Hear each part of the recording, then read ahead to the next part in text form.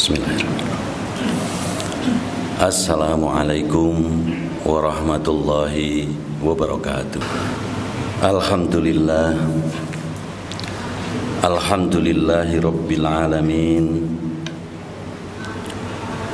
Arsala ilaina afdhalar rusul wa anzala alaina afdhalal kutub wa ja'alana khaira ummatin ukhrijat linnas wa amaruna bil istima'i alal haqqi wal huda wa nahana 'anil tiraqi wattiba'il hawa. Ahmaduhu ta'ala wa ashkuruhu ala ni'amihi allati la tuhsa wa asyhadu an la ilaha illa huwa lahul asmaul husna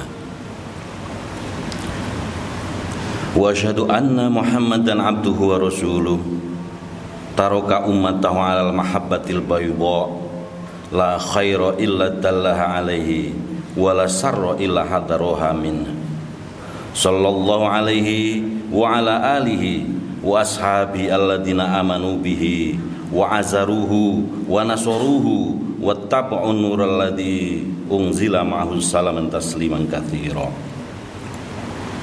Ya ayyuhalladzina amanu taqullaha haqqa tuqatih wala tamutunna illa wa antum muslimun. Ya ayuhan nasu taqu rabbakumul ladzi khalaqakum min nafsin wahidah wa khalaqa minha zawjaha wa batha minhuma rijalan katsiran wa nisaa wattaqullaha alladzi tasaaluna bihi wal arham innallaha kana 'alaikum raqiba. Ya ayyuhalladzina amanu taqullaha wa qulu qawlan sadida yuslih lakum a'malakum wa yaghfir lakum dunubakum wa may yuti'illahu wa rasulahu faqad faza fawzan 'azima. Hadirin sidang Jumat yang berbahagia, yang pertama dan utama marilah kita selalu panjatkan puja dan puji syukur kita kepada Allah, pemberi segala macam nikmat kepada kita sekalian, yang mana memerintahkan kepada kita untuk selalu bersyukur kepadanya dan bertakwa.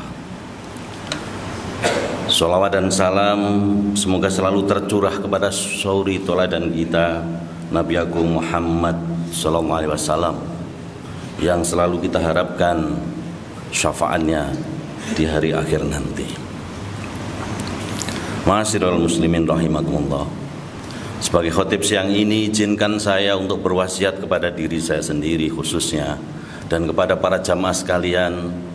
Marilah kita selalu tingkatkan iman dan takwa kita dengan selalu menjalankan seluruh perintah-perintah yang telah dituntunkan oleh Rasulullah SAW dan selalu dengan sekuat tenaga menghindari segala larangan-larangannya. Dengan demikian maka sungguh kualitas hidup kita akan selalu meningkat, karena ukuran iman dan takwa inilah yang selalu menjadi ukuran kualitas kehidupan manusia kita. Sidang Jumat yang berbahagia, setiap muslim sudah seharusnya menjadikan Al-Quran ini sebagai pedoman untuk hidup. Meski dalam kenyataannya begitu banyak muslim yang belum menjadikan Al-Quran ini sebagai pedoman hidup. Bahkan di antara mereka malah mempertanyakan, karena Al-Quran ini dalam konteksnya di sana ada beberapa hal yang mungkin menurut mereka bukan merupakan pedoman. Kita tahu bahwa Al-Quran ini berisi memang tentang surga dan neraka, berisi tentang hukum, tapi juga berisi tentang kisah-kisah dan sejarah. Bahkan hampir 2/3 di dalam ayat-ayat Al-Quran ini berisi tentang kehidupan orang-orang di masa lalu, sejarah. Tidak sedikit yang mempertanyakan ini. Bahkan pernah terjadi seorang akademisi, seorang profesor yang pernah mengatakan bahwa dia tidak menggunakan Al-Quran sebagai cara dia di dalam hidup meskipun dia mengaku muslim, karena dia mengatakan Al-Quran penuh dengan sejarah. Persis sama seperti yang dikatakan Al-Quran bahwa orang-orang itu mengatakan ini adalah hanya asatirul awalin, hanya cerita-cerita masa lalu. Tapi sesungguhnya dari sejarahlah kita belajar. Karena sebetulnya manusia itu sejak manusia pertama sampai akhir zaman tidak pernah akan mengalami perubahan karakter. Selalu berulang dan berulang.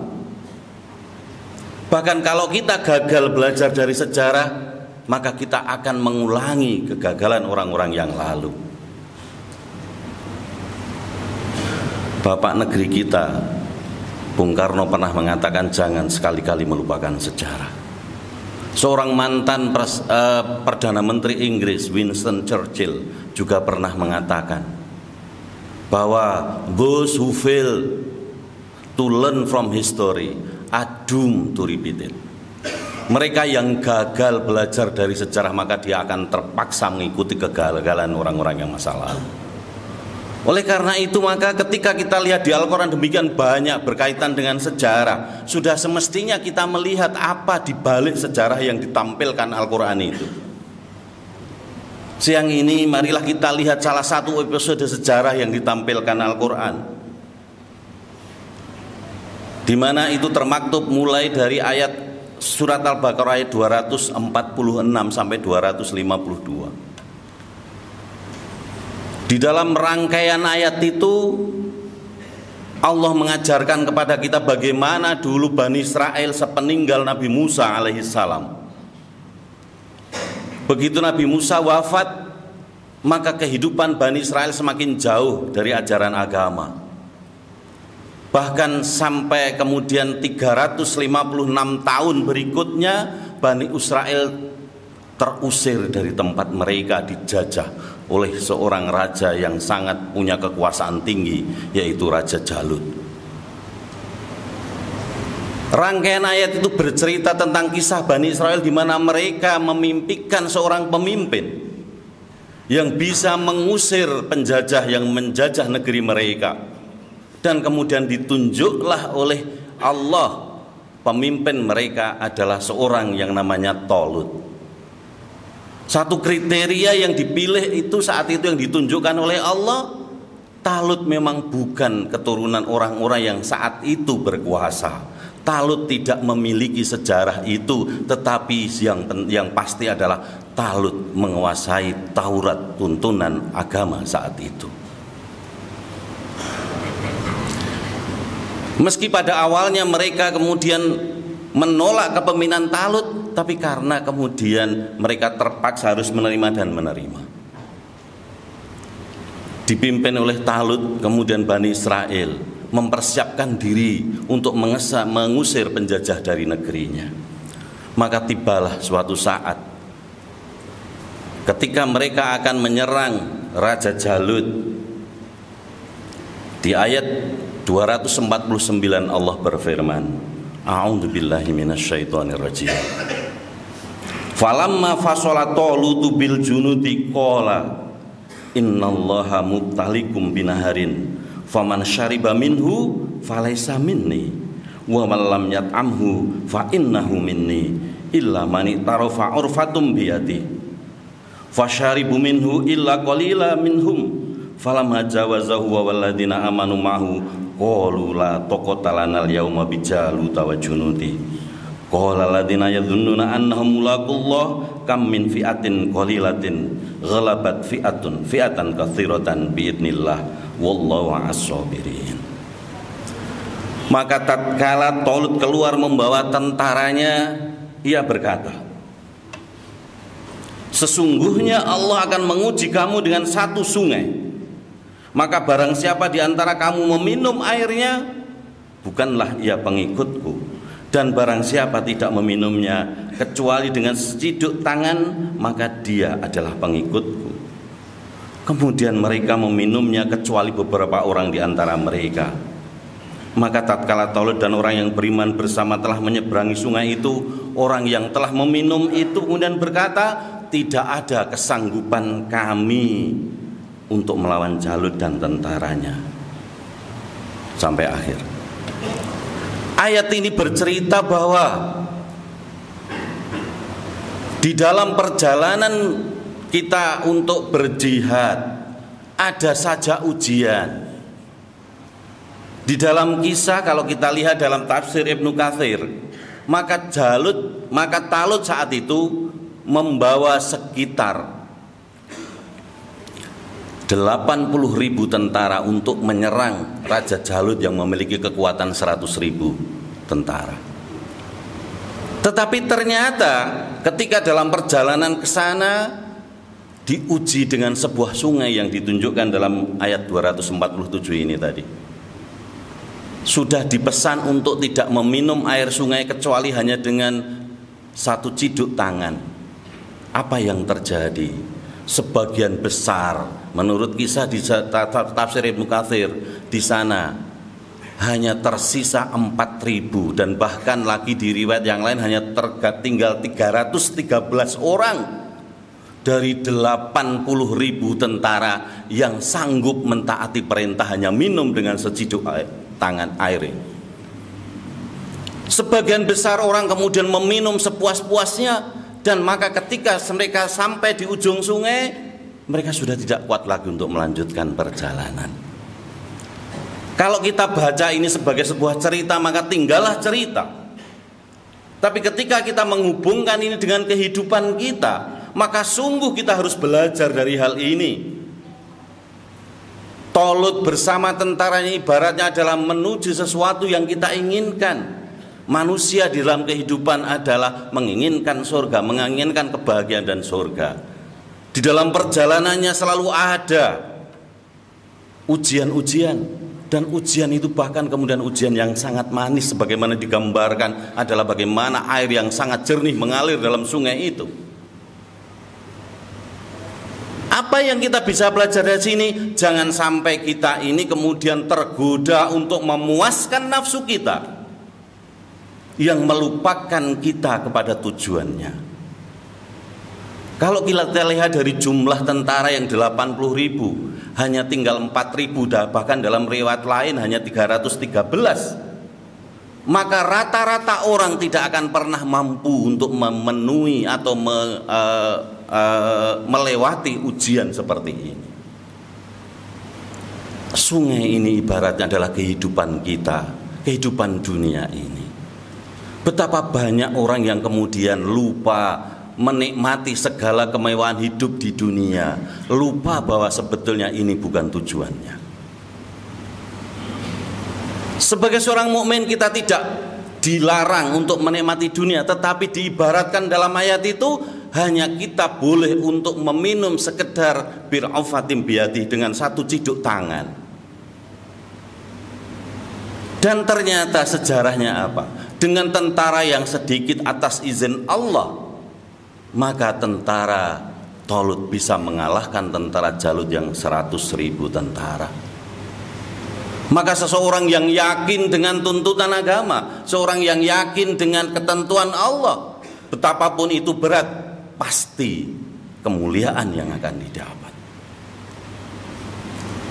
Kita belajar dari sini supaya kita sadar bahwa begitu indah dunia ini, begitu banyak gangguan di dunia ini. Tetapi ingat, jangan kita puaskan segala keinginan kita atas segala kemewahan dunia, karena ini ibaratnya adalah air sungai yang ada di hadapan kita. Boleh kita menikmati, tapi secukupnya saja, karena begitu kita nikmati, yang terjadi adalah kita tidak ada energi lagi untuk menuju tujuan kita. Rata-rata orang memang gagal, meskipun Al-Quran sudah menggariskan. Begitu banyak tuntunan Al-Quran supaya kita melakukan sesuatu, tapi yang terjadi kita malah sebaliknya. Sama seperti apa yang dilakukan oleh sebagian besar tentara Talut tadi. Seharusnya kita minum hanya seciduk air, tapi dia minum sepuas-puasnya. Maka marilah kita lihat di ayat yang lain, atau kita lihat masalah lain. Ada perintah untuk bersegera di dalam memenuhi panggilan Allah dalam sholat. Sebagaimana dalam surat Jum'ah yang biasa kita dengar ini setiap hari Jumat ini. Yakni apa? Ya ayyuhalladzina amanu idza nudiya lis-sholati min yaumil jumu'ati fas'au ila dzikrillah wa dzarul bait. Wahai orang yang beriman, ketika kalian diseru untuk menunaikan sholat, maka fas'au, cepat-cepatlah, berlarilah. Begitu banyak, begitu kita masih sudah mendengar adzan, kita masih tidak mau berlari. Kita tidak mau cepat-cepat berlari, artinya cepat-cepat. Dalam hal melakukan kebaikan, maka perintahnya adalah fastabiqul khairat, berlomba untuk banyak-banyakan, berlomba untuk cepat-cepatan. Tapi begitu banyak kebaikan-kebaikan yang ada di depan kita, malah justru kita hindari, kita tidak berlomba-lomba. Di dalam meraih ampunan, misalkan saja dalam surat Ali Imran ayat 133, jelas sekali Allah mengatakan wasari'u ila maghfiratin mir rabbikum wa jannatin arduhas samawati wal ard. Cepat-cepatlah kalian untuk mencari ampunan Allah. Dan ketika kita lari dari Allah, kita ketika menjauh dari Allah, perintahnya sebagaimana surat Ad-Dariyat 50, fafirru ilallah, maka berlarilah kembali kepada Allah. Dari 4 hal ini saja maka kita tahu kalau perkara sholat kita harus cepat-cepat, perkara meraih ampunan maka kita harus bercepat-cepat, ya. Wasari'u, berkaitan dengan kebaikan kita berlomba-lomba, berkaitan dengan bagaimana kita agak jauh dari Allah maka kembali berlari. Yang sering terjadi dari kita adalah kebalikannya. Begitu dipanggil sholat kita berlambat-lambat, begitu meraih ampunan kita enggan atau lalai, begitu kita diminta untuk mencari ampunan maka kita tidak mau melakukannya, dan bahkan untuk kembali ke Allah pun kita enggan. Sementara di sisi yang lain untuk urusan dunia, untuk menjemput rezeki di dunia, Allah memerintahkan dalam surat Al-Mulk ayat 15, huwallazi ja'ala lakumul arda dhalulan famsu fi manakibiha wa kulu mir rizqi. Dialah yang menjadikan bumi untuk kamu itu mudah untuk dijelajahi, maka jelajahilah ia dari segala penjurunya dan makanlah sebagian dari rizkinya. Dalam hal ini kata yang digunakan adalah famsu, berjalanlah saja. Berkebalikan dengan ketika ada perintah sholat maka fas'au, ketika berkaitan dengan kebaikan adalah wastabiqu, berkaitan dengan kemaksiatan fafirru. Tapi begitu dengan masalah dunia, Allah memerintahkan famsu, cukup jalannya saja. Enggak usah cepat-cepat, enggak usah berlomba-lomba. Yang terjadi pada kita seringkali adalah kebalikannya.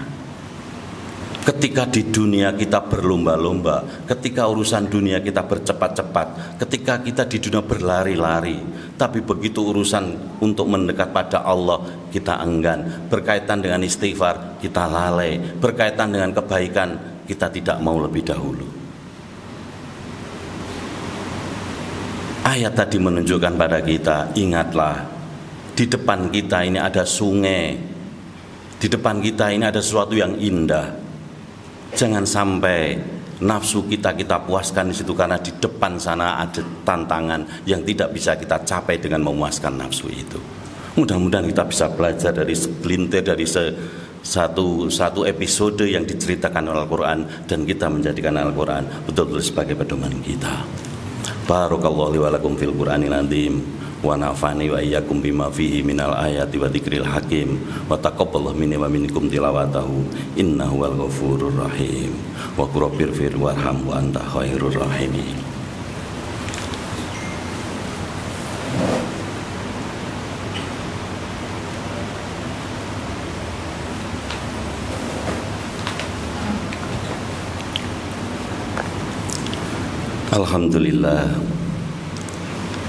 Alhamdulillahilladzi anzala sakinata fi qulubil mu'minin liyazdadu imana ma'a imanihim. Asyhadu an la ilaha illallah wahdahu la syarikalah wa asyhadu anna Muhammadan abduhu wa rasuluhu ala nabiyyi ba'da. Fa ya ayyuhal hadirun ittaqullaha haqqa tuqatih wa la tamutunna illa wa antum muslimun. sidang Jumat yang berbahagia. Untuk mengakhiri khutbah ini, marilah kita bermunajat kepada Allah, kita berdoa kepada Allah. Mudah-mudahan Allah selalu memberikan petunjuknya kepada kita, menjadikan kita ini imannya iman yang benar, menjadikan kita Al-Quran ini sebagai tuntunan yang kita laksanakan sehari-hari, dan menjauhkan segala macam cobaan yang kita tidak mampu menghadapinya. Innallaha wa malaikatahu yusholluna 'alan nabi ya ayyuhalladzina amanu shollu 'alaihi wa sallimu taslima. Allahumma sholli 'ala Muhammad wa 'ala ali Muhammad kama shallaita 'ala Ibrahim wa 'ala ali Ibrahim wa barik 'ala Muhammad wa 'ala ali Muhammad kama barakta 'ala Ibrahim wa 'ala ali Ibrahim fil 'alamin innaka Hamidum Majid. Allahumma ighfir lil muslimina wal muslimat wal mu'minina wal mu'minat al ahya'i minhum wal amwat innaka sami'un qaribum mujibud da'wat wa ya qadiyal hajat. Allahumma ighfir lana dzunubana wa kaffir 'anna sayyi'atina wa tawaffana ma'al abrar. Allahumma habbib ilainal iman wa zayyinhu fi qulubina wa karih ilainal kufra wal fusuqa wal isyan. Allahumma inni a'udzubika minasyaqi wasyirki wasyiqaqi wan nifaqi wa su'ul akhlaqi wa su'ul mangduri wal munqalabi fil mali wal ahli wal walad.